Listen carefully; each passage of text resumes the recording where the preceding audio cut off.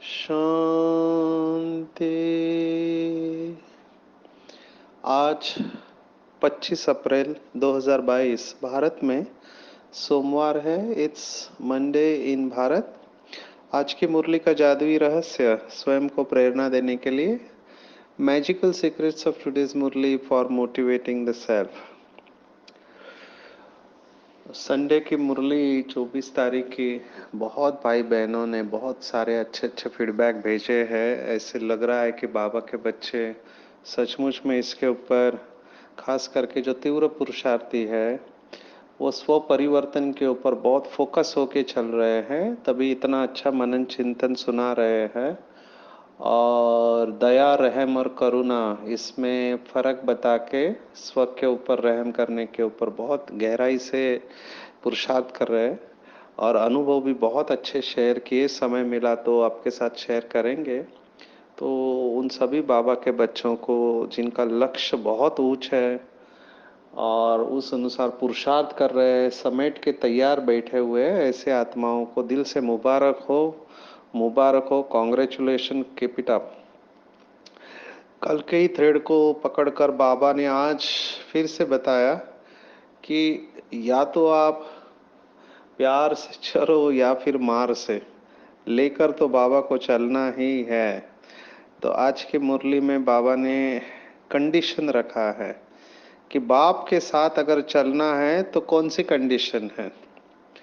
बाबा ने इसके ऊपर मुरलियाँ चलाई है कि जैसे टिकट बुक करते हैं तो उसमें एयर कंडीशन होती है, स्लीपर होती है, थर्ड क्लास होता है ना, या फर्स्ट क्लास होता है रेलवे में। तो आप कौन से कोच से जाना पसंद करेंगे, ये आपके ऊपर है। तो एयर कंडीशन में जाना है तो बाप की कंडीशन पर चलना पड़ेगा। और बाबा ने कंडीशन रखा है कि बच्चे पवित्र बनो, ज्ञान की पूरी धारणा कर कर्मातीत अवस्था बनो।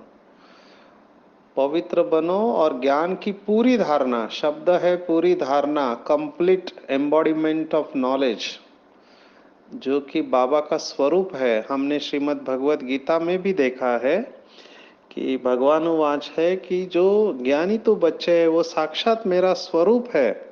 तो मास्टर भगवान, मास्टर ज्ञान का सागर बनकर ज्ञान की पूरी धारणा करते हैं और अपनी अवस्था को कर्मातीत बनाते हैं। कर्मातीत माना कर्मों के बंधन से न्यारे।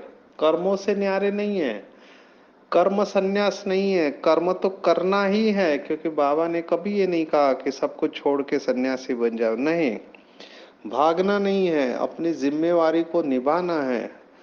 तो कर्म संन्यास नहीं है, लेकिन कर्मों के बंधन से न्यारे। कोई भी कर्म अपने तरफ खींचे नहीं, जो कि श्रीमद् भगवत गीता में भी हमने देखा दूसरे अध्याय में कि योगी वह जिनके कर्मों में कुशलता है। योग योगः कर्मसु कौशल्यम और समत्वम योग उच्यते।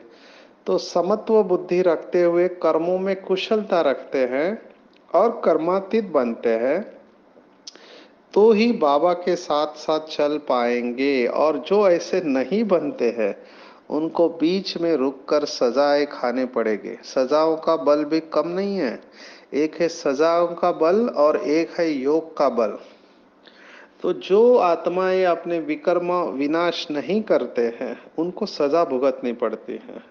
और सजा भी अलग अलग प्रकार की है। बाबा ने कहा कयामत के समय कई आत्माएं शरीर छोड़ भटकती है, तो साथ में जाने के बजाय यहाँ ही पहले सजा भोग हिसाब चुकत करती है। और लेट मी टेल यू कि जब आत्मा को शरीर नहीं मिलता है तो बहुत अशांत रहती है। वो आत्मा बहुत अशांत है, क्योंकि उसकी इच्छा शरीर के साथ ही पूर्ण होती है। तो शरीर नहीं है तो बहुत अशांत है। तो यहाँ पर वो भटकती है, सजा भोग हिसाब चुकत करती है। इसलिए बाबा बार बार याद दिला रहे, बच्चे सिर पर जो पापों का बोझा है, पुराने हिसाब किताब है, सब योग बल से भस्म करो। योग बल से भस्म करने की बाबा राय दे रहा है। तो हमारे हाथ में है। जिन बाबा के बच्चों को ये रियलाइजेशन है कि मुझे योग बल से अपने पुराने हिसाब किताब चुक तो करने हैं, वो उस अनुसार अपना चार्ट रखेंगे। और अगर चार्ट नहीं रखेंगे तो फिर बहुत मुश्किल है। इसलिए लक्ष्य रखना चाहिए। चार्ट रखने के बहुत सारे फायदे होते हैं। बाबा ने कहा है कि कम से कम शुरुआत में तो 8 घंटे का योग चाहिए। अगर 8 घंटे का योग होगा तो ही हम निरंतर योग के फाइनल डेस्टिनेशन पर पहुंच सकेंगे। और शुरुआत होती है सेकंड से। जैसे अभी इस क्षण आप मुरली सुन रहे हैं, सीक्रेट्स, तो मुरली का सीक्रेट सुनते हुए भी बाबा की याद में रहना है। तो ये बहुत अटेंशन की बात है। पूरा खेल अटेंशन के ऊपर है। और जितना अटेंशन की डिग्री बढ़ती जाएगी उतना हमारा योग अच्छा रहेगा। और हमको स्वयं को और दूसरों को भी इसकी भासना आएगी। बाबा ने बहुत बार कहा हुआ है कि भाषण नहीं करना है, भासना देनी है। आप अगर कहते हो कि सर्वशक्तिवान हमारा साथी है और हम उनकी याद में रहते, तो उसका प्रूफ चाहिए। प्रूफ है आपके वाइब्रेशन, प्रकंपन, आपके चेहरे और चलन के द्वारा दिव्यता। बाबा ने बहुत बार कहा है कि बच्चों का त्याग दिखाई देता है लेकिन भाग्य दिखाई नहीं देता। और लोग आजकल देखना पसंद करते हैं, सुनना नहीं पसंद करते, क्योंकि गूगल में बहुत कुछ लिखा हुआ है। कितने सारे यूट्यूब पे क्लासेस, वीडियोस सबके है, भरमार है, कैंसर की तरह फैले हुए हैं। लेकिन लोग देखना पसंद करते हैं। वो चेक करेंगे। बाबा ने कहा आपकी चेकिंग के लिए भी आएंगे कि ये सचमुच में बोलते हैं या ऊपर ऊपर से है। जैसे दिखावा करने वाले भी होते हैं। तो इनकी सचमुच की ऐसी अवस्था है। आपको यज्ञ की कहानी सुनाते हैं। एक बार संत आए थे, तो दादी ने कहा कि यहाँ पे सभी पवित्रता की धारणा करते हैं। तो सन्यासी को विश्वास नहीं हुआ कि इतने सारे कैसे पवित्र रह सकते हैं। रात को 2 बजे आया और पांडव भवन में बोला कि मेरे को चेक करना है कि ये पवित्र है या नहीं। तो सिक्योरिटी ने तो शुरुआत में मना किया, दादी को बताया, तो दादी ने कहा छोड़ दो उसको, जाने दो। तो उसने जाके कमरे में देखा कि कैसे सोते हैं। तो कुमारों की चेकिंग किया और उनके पास कुछ पावर्स होती है, तो उन्होंने सबको चेक किया कि ये सचमुच में पवित्र है या दिखावा कर रहे। और दूसरे दिन उसने कॉन्फ्रेंस में बताया कि मैंने चेक किया और यहाँ की सभी आत्माएं संपूर्ण पवित्र है। तो बाबा ये कहता है कि ऐसे चेकिंग करने के लिए भी आएंगे कि ये सचमुच में पवित्र है या दिखावा कर रहे हैं। लोग तो टेस्ट लेंगे। तो ये सब होने वाला है। बाबा ने आज के मुरली में कहा कोई छिप के रह नहीं सकता है। जो एक बच्चे ने कहा ना कि मैं तो हीरा हूं लेकिन लोग मुझे नहीं पहचानते हैं। तो बाबा ने कहा बच्चे, अगर हीरा होगा तो मिट्टी में पड़ा होगा तो भी चमकेगा जरूर। तो इस गलत फहमी में मत रहे कि हम तो, हमारी अवस्था तो अच्छी है लेकिन लोग नहीं समझते। बाबा ने कहा कोई भी छिप नहीं रह सकता। जो तीव्र पुरुषार्थी है वो कैसे भी करके स्टेज पर आना ही है उसको, क्योंकि उसको अवस्था ही उसको पोजीशन तक पहुंचाएगी। कोई कितना भी उसको रोकने की कोशिश करे, अनुभव से आपको कह रहे कि कोई कितना भी विघ्न डालने की कोशिश करे, अपोजिशन करे, वो आत्मा अपने पुरुषार्थ के आधार पर स्टेज पर उसको आना ही है।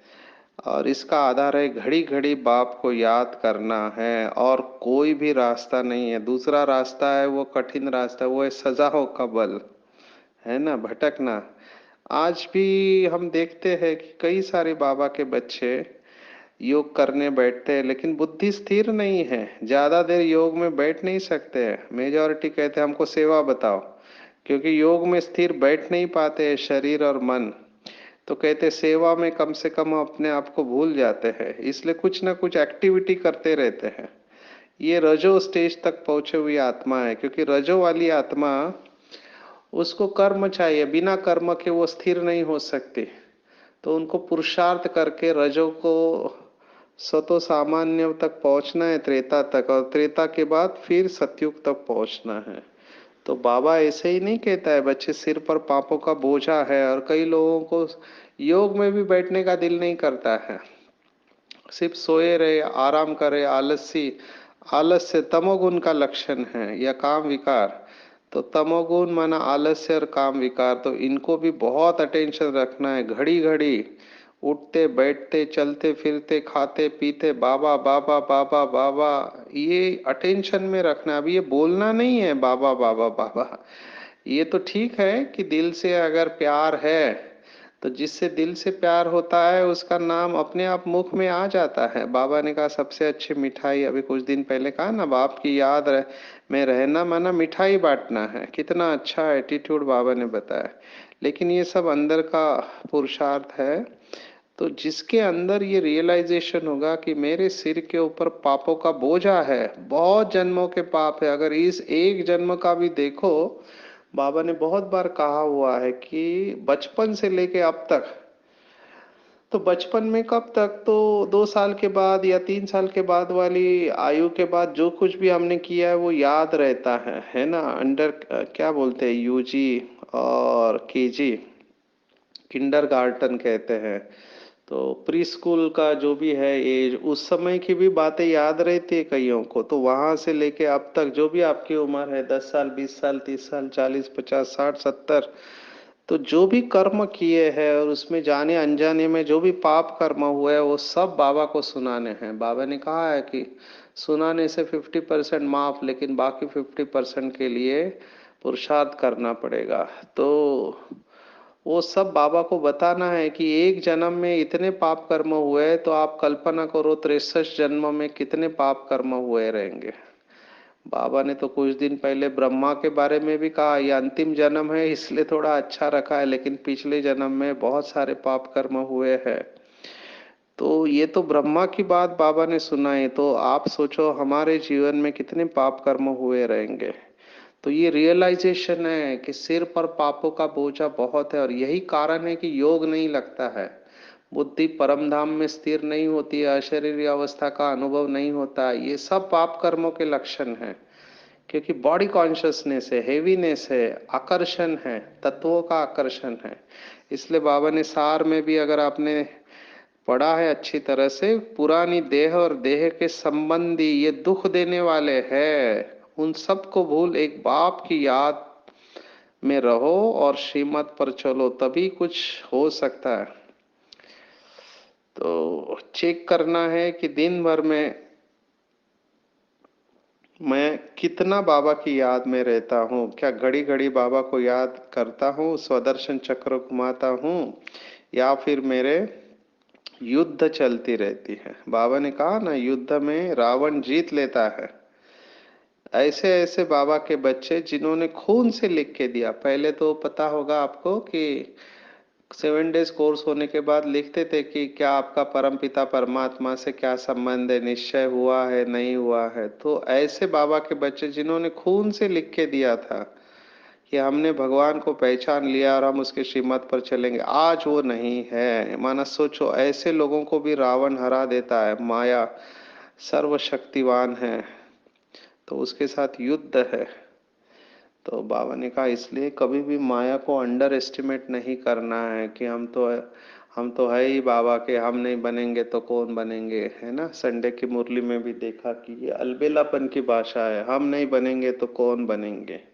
तो इस गलत फहमी में मत रहना कि हम तो बाबा के बन गए, हमने तो जीवन दे दिया, हम मन बुद्धि से समर्पित है। रॉन्ग।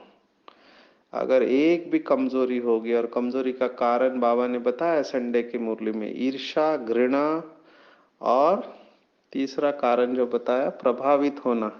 ईर्षा, घृणा और प्रभावित होना, अलबेलापन।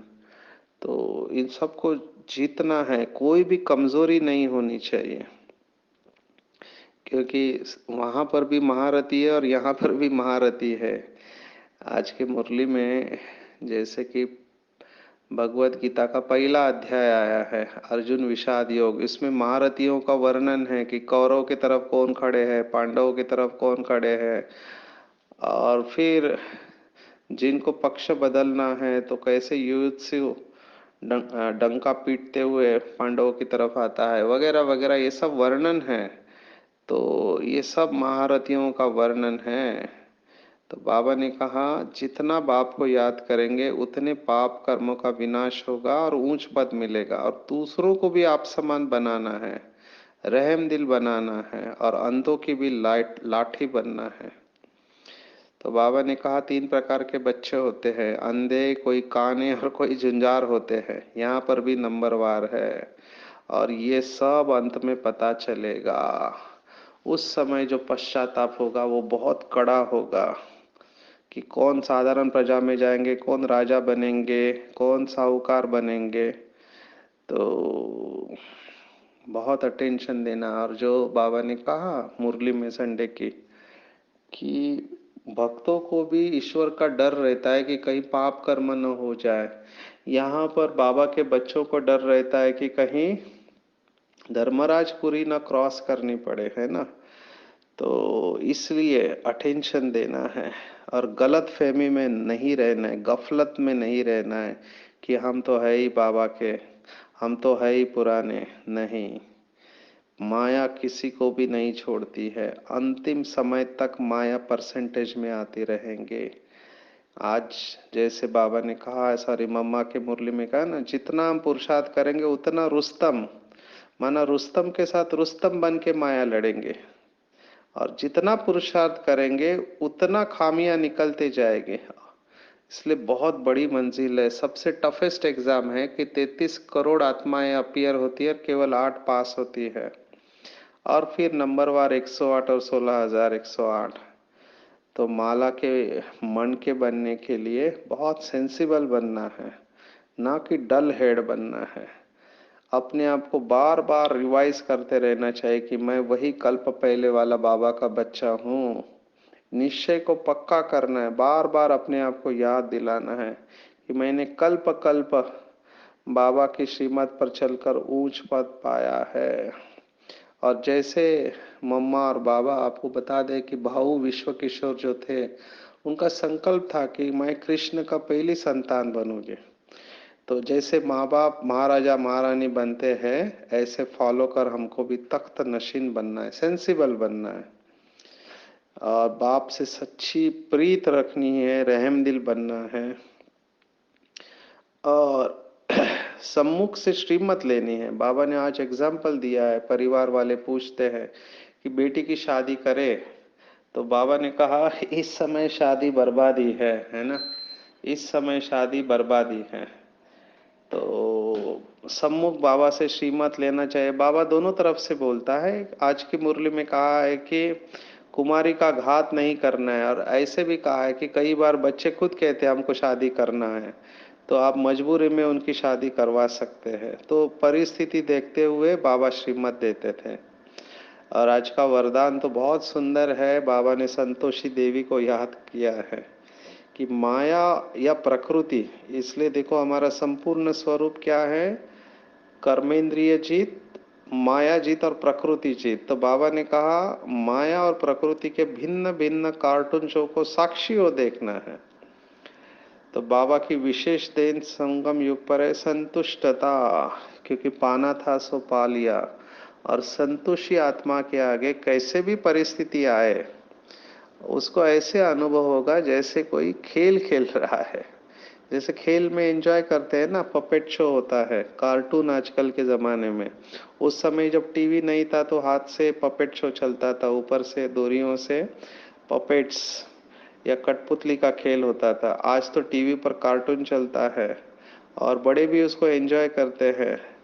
तो बाबा ने देखो एग्जाम्पल दिया है कि जैसे जीवन में कोई परिस्थिति आए तो समझना चाहिए कि कार्टून शो चल रहा है बेहद के स्क्रीन पर, और कार्टून को तो एंजॉय करते हैं। माया व प्रकृति का ये शो है, इसको साक्षी होके देखना है। तो साक्षी होके अपने शान में स्थित होना है, परेशान नहीं होना है। शान में स्थित रहते हुए संतुष्टता के स्वरूप में देखते रहो, तब कहेंगे संतोषी आत्मा। बहुत बड़ा गुण है ये, इसके ऊपर जितना चिंतन किया जाए उतना कम है। संतुष्ट आत्मा जो रहते हैं उसके प्रकंपन ही इतने पावरफुल होते हैं कि बाहर कुछ भी हो उसे फर्क नहीं पड़ता है और वो हमेशा विजयी रहते हैं। बाबा ने पवित्रता को फाउंडेशन कहा है तो संतुष्टता को सर्व गुणों का राजा कहा है। प्रैक्टिकल प्रूफ बताया है योगी जीवन का कि संतुष्ट मनी होंगे। तो साक्षी होने का अभ्यास करना चाहिए। जितना साक्षी होने का अभ्यास करेंगे उतना बाप को साथी अनुभव करेंगे और परिस्थिति का प्रभाव नहीं होगा और परफेक्ट बन जाएंगे। परफेक्ट की भी डेफिनेशन बाबा ने दी, जो हमने फिर से देखा कि योगी कर्मसु कौशलम माना परफेक्शन इन एक्शन, हर कर्म में परफेक्शन। और ऐसी आत्मा इफेक्ट और डिफेक्ट दो शब्द है या तीन शब्द कहेंगे, इफेक्ट और डिफेक्ट से परे परफेक्ट रहेंगे। वैसे मैनेजमेंट में कहते perfection is paralysis, only God is perfect. एक ऑथर ने बहुत अच्छा कहा कि we all are perfectly imperfect. देखो शब्दों का खेल है, we all are perfectly imperfect. तो कभी भी निराश नहीं होना चाहिए कि if we are not up to the mark. हमने अपनी तरफ से कोशिश की। देखना चाहिए मैनेजमेंट में जैसे कहते हैं अपना ही रिकॉर्ड तोड़ना है, दूसरों का रिकॉर्ड तोड़ने के बजाय अपना रिकॉर्ड तोड़ना है। और धीरे धीरे परसेंटेज जैसे बढ़ती जाएगी हम खुद स्वयं के कर्मों से संतुष्ट होने लगेंगे, किसी भी परिस्थिति का हमारे पर प्रभाव नहीं पड़ेगा। हम निश्चिंत अवस्था को प्राप्त करेंगे। जैसे कई बाबा के बच्चे कुछ बोलते हैं किसी को या कोई बात हो जाती है तो उसके ऊपर चिंतन करते हैं, अरे ऐसा क्यों हुआ, ऐसा तो बोलना नहीं चाहिए था, ना मुझे बोलना चाहिए था या उसको नहीं बोलना चाहिए था, या परिस्थिति ऐसे नहीं होनी चाहिए थी। ये जो थॉट्स चलते हैं ये परफेक्शन से कम है, इसको परफेक्शन नहीं कहेंगे। परफेक्शन किसे कहते हैं? ड्रामा में जो होना था वही हुआ और ड्रामा में यही होना चाहिए था, दैट वाज परफेक्ट ड्रामा। तो ऐसे थॉट लेके तुरंत फुल स्टॉप लगना चाहिए और अगले समय के लिए अटेंशन, क्योंकि जो बीत गया वो ड्रामा, और जिसका इतना अटेंशन रहेगा उसकी अवस्था बहुत अच्छी रहेगी। तो आज का टेक होम अगर आप कहे, टेक होम है निश्चय को पक्का करके सिर पर जो पापों का बोझा है उसको दूर करने के लिए अपनी अवस्था को कर्मातीत बनाना है। और कर्मातीत बनाने की एक बहुत सिंपल युक्ति आपको सुनाते हैं जो अभ्यास से मुझे तो बहुत सहज लगी और दिन भर इसका अभ्यास करते रहते क्योंकि सेवा में रहते हैं। बाबा ने इसके ऊपर डायमंड जुबली वर्ष में मुरली चलाई थी। तो दो मुरलियां है वैसे, लेकिन ये मुरली पर्सनली बहुत फेवरेट है कि कर्मातीत अवस्था के लिए करण करावन हार की स्मृति रखो। तो करण करावन हार की स्मृति से कर्मातीत अवस्था का अनुभव कर पाएंगे। करण करावन हार माना कैसे? जैसे वो अस्मिता बहन ने गीत बहुत अच्छा कहा, कराने वाला करा रहा है और करण हार हम किए जा रहे हैं। ये बहुत अच्छा बाबा का गीत है कि चलाने वाला चला रहा है, जिसका मम्मा का स्लोगन था हुक्म ही हुक्म चला रहा। ये प्रैक्टिकल में अनुभव होना चाहिए कि बाबा मुझे चला रहा है, बाबा मुझे खिला रहा है, बाबा मुझे पिला रहा है, बाबा मुझे सुला रहा है। तो हर क्षण बाबा बाबा बाबा बाबा याद रहे तो कर्मातीत अवस्था बहुत इजी हो जाएगी। और ये प्रैक्टिकली अनुभव करना है चलते समय कि जैसे कि बाबा चला रहा है। लौकिक में लोग कहते हैं कि हम सब भगवान के हाथ की कठपुतलियां है, वो हाथ खड़ा करने को बोलते खड़ा करते, नीचे करना है तो नीचे करना है। तो उसको लेकिन कैसे कठपुतली माना? हाँ जी करने वाले, जी हुजूर करने वाले, है ना। बाबा की हर बात को जी हुजूर करने की करते हैं, उनके आगे माया भी जी हुजूर करती है। तो वो माया जीत, प्रकृति जीत और कर्मेंद्रिय जीत अपने आप बन जाते हैं। तो कर्मातीत अवस्था के लिए ये एक पॉइंट केवल अटेंशन में रखे कि बाबा मुझे चला रहा है, बहुत सुख का अनुभव होगा। जब मैं चल रहा हूं ये सोचते हैं तो डिफिकल्ट होगा, लेकिन जब बाबा चला रहा है ये सोचेंगे तो बहुत इजी हो जाएगा। तो बाबा ने उस मुरली में दो प्रकार से कहा था। एक कहा था कि भगवान चला रहा है, तो भगवान चला रहा है माना वो करावनहार है, मैं करनहार हूँ। और दूसरा अर्थ बताया था कि मैं आत्मा करावनहार हूँ और ये शरीर करनहार है। तो दोनों स्मृतियों से कर्मातीत अवस्था का अनुभव बहुत पक्का हो जाएगा। ये कर्मेंद्रिया स्थूल और सूक्ष्म मेरे कंट्रोल में है और मैं इसके मालिक हूँ। तो कर्मातीत अवस्था का अनुभव कर पाएंगे आप। एक दिन के लिए आज के दिन इसका अभ्यास करके देखो कि कैसे बाबा हमको चला रहा है, और बाबा से बात करते रहो कि बाबा ये शरीर आपका है, बाबा ये जीवन आपका है, बाबा मैंने सब कुछ आपको दे दिया है, आप मुझे जहां रखो जैसे रखो, जो खिलाओ जो पिलाओ मुझे मंजूर है। बाबा मेरी कोई इच्छा नहीं है, मेरी एक ही इच्छा थी कि पार ब्रह्म में रहने वाला परमात्मा शिव बाबा मुझे मिल जाए, और वो मुझे मिल गया।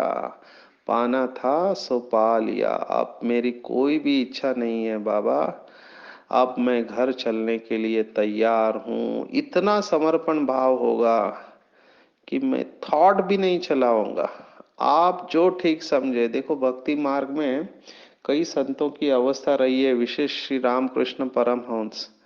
अभी वो भोग चढ़ाने जाता था, दूध है अभिषेक करने के लिए, तो बातें करते थे देवी माँ के साथ। तो उसको ऐसे फीलिंग आती थी, देवी माँ कह रही है अपने अपने ऊपर ही अभिषेक करो, तो पूरा दूध का मटका अपने ऊपर डाल देता है। मैं अपने ऊपर डालूं, अच्छा ठीक है। तो लोग उसे पागल कहते थे, दक्षिणेश्वर का पागल पुजारी। लेकिन वो उसकी भाव समाधि की अवस्था थी, ट्रांस में जाती थी वो आत्मा। तो देखो भक्तों ने, नवधा भक्ति करने वालों की भी ये अवस्था रहती है। तो हम तो भक्त नहीं है, हम तो डायरेक्ट बाबा के बच्चे हैं। हर संकल्प हमारा और बाबा का स्पष्ट होना चाहिए। जैसे बड़ी दादी की अवस्था थी, बड़ी दादी ट्रांस में नहीं जाती थी, लेकिन बाबा से डायरेक्ट कैच करती थी। कितनी अव्यक्त अवस्था होगी बड़ी दादी की, प्रकाशमणि दादी की। तो हम भी ये अवस्था को मेंटेन कर सकते हैं, लेकिन उतना जिगरी और हड्डी प्यार बाबा के साथ होना चाहिए, और उतना सौंप देने की बात होनी चाहिए। हमने पहले भी देखा कि बड़ी दादी के चार मुख्य points: see father follow father, do not see brother and sister, करण करावनहार बाप दादा है, मैं निमित्त हूँ, माया का जो पेड़ है वो है, उसका बीज है मैं और मेरापन, उसको यथार्थ रूप से इस्तेमाल करो और लाइट के कार में रहो। ये चार बातें संपूर्ण अवस्था तक लेके जा सकती हैं। तो हम भी ऐसा पुरुषार्थ करें कि हमारी अवस्था कर्मातीत हो जाए। आज एक दिन के लिए आप अभ्यास करो, आपको इतना खुशी होगा, बहुत हल्के रहेंगे कि मुझे कुछ नहीं करना है, बाबा मुझे चला रहा है। तो पैर भी ऐसे अनुभव होगा कि पैर जमीन के ऊपर नहीं चल रहे, मैं हवा में चल रहा हूँ। थॉट भी सोचने का नहीं, क्योंकि थॉट भी बाबा ही देगा, बोलेगा भी बाबा कि बाबा, जैसे सचिन भाई अभ्यास करते हैं सेवा में, आह्वान करते बाबा का कि बाबा आओ, ये शरीर आपका है, आत्मा आपकी है, सामने बैठे हुए बच्चे आपके हैं, सेवा आपकी है, करना आपको है। शरीर आपका है, आत्मा आपकी है, सामने बैठे हुए बच्चे आपके हैं, सेवा आपकी है, करना आपको। ये पांच बातें याद करते और फिर बाबा की याद में बोलना चालू करते, और बोलते समय भी बीच बीच में बाबा को टच करते रहते मन और बुद्धि से। तो ऐसे अनुभव करते जैसे कोई मेरे को चला रहा है, मेरी एनर्जी नहीं लग रही है, किसी और की एनर्जी लग रही है। तो बहुत अच्छा हल्केपन का अनुभव होता है, और बहुत सेवा करने के बाद भी एकदम रिलैक्स रहते हैं। तो इसका जैसे हमारा अभ्यास बढ़ते जाएगा, उतना हम कर्मातीत अवस्था के नजदीक पहुंचते जाएंगे। तो हमको बहुत काल का ये अभ्यास करना है, घड़ी घड़ी बाबा को याद करना है, तभी देह और देह के संबंधियों से, व्यक्ति और वस्तु से हमारी बुद्धि हटती जाएगी। तो अपने आप को बिल्कुल हल्का छोड़ देंगे, सिर से लेके पाँव के अंगूठे तक संपूर्ण शरीर बिल्कुल रिलैक्स। Relax, let go. ध्यान दो आंखों के बीच में महसूस करेंगे कि शरीर में अवतरित मैं आत्मा हूँ, संतुष्ट बनी हूँ, मेरा प्रकाश चारों तरफ फैल रहा है। ज्ञान का सागर शिव बाबा मुझे भरपूर कर रहा है। ईश्वरीय ज्ञान मेरे अंदर धारण होता जा रहा है। जितना ज्ञान की धारणा मेरे अंदर होते जा रही है, वैसे मैं आत्मा संतुष्ट बनते जा रही हूँ, अंदर से भरपूर हूँ। मेरी किसी से भी कोई शिकायतें, मेरे सभी प्रश्न समाप्त हो चुके हैं। मैं प्रश्नों से पार प्रसन्न चित्त अवस्था में हूँ। माया और प्रकृति के भिन्न भिन्न परिस्थितियां मुझे कार्टून शो दिखाई दे रही और मैं इसका आनंद ले रही हूँ, साक्षी होके इनको देख रही हूँ। सभी प्रकार के इफेक्ट और डिफेक्ट से परे मैं आत्मा परफेक्ट बनती जा रही हूँ। मुझे बहुत हल्का लग रहा है, क्योंकि स्वयं सर्वशक्तिवान बाप मुझे चला रहा है। बाबा करण करावनहार है और मैं निमित्त हूँ। संतुष्ट हूँ, संपन्न हूँ। मुझे बहुत अच्छा लग रहा है, बहुत हल्का लग रहा है। ओम शांति शांति शांति। सर्वशक्तिवान बाप हमेशा मेरे साथ है। उसने अपना वरदानी हाथ मेरे सिर के ऊपर रखा है। बाबा मुझे दृष्टि दे रहा है और कह रहा है कि बच्चे तुम मेरे हो। मेरे साथ वापस चलने के लिए हमेशा श्रीमत पर चलो और योग बल से अपने सभी पाप कर्मों को भस्म करो। तुमने कल्प कल्प माया के ऊपर विजय प्राप्त की है। तुम कल्प कल्प माया जीत, प्रकृति जीत और कर्मेंद्रिय जीत बन चुके हो। तुम्हें केवल इसको रिपीट करना है। तुम्हारी विजय निश्चित है, निश्चित है, निश्चित है। मैं आत्मा मुस्कुराते हुए बाबा से दृष्टि लेते हुए बाबा को धन्यवाद दे रही हूँ और कह रही हूँ, हाँ बाबा, आप जैसे बोलोगे वैसे ही होगा। मैं बिल्कुल निश्चिंत हूँ। मेरा बाबा, मीठा बाबा, प्यारा बाबा और दुलारा बाबा, सच्चा बाबा और अच्छा बाबा, दयालु बाबा, कृपालु बाबा, वाह बाबा, शुक्रिया बाबा, शुक्रिया। अच्छा, ओम शांति।